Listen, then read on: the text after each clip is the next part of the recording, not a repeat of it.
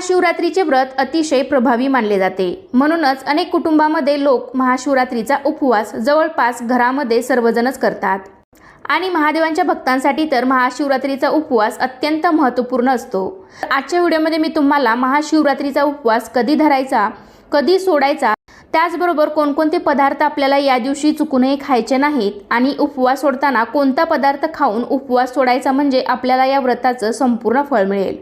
तर माघ कृष्ण चतुर्दशी ही तिथी महाशिवरात्री म्हणून साजरी केली जाते। तर यावर्षी बुधवार दिनांक 26 फेब्रुवारी 2025 रोजी महाशिवरात्रीचे व्रत केले जाणार आहे। तर या दिवशी भगवान शिवाची आराधना आणि प्रार्थना करून व्रत केले जाते।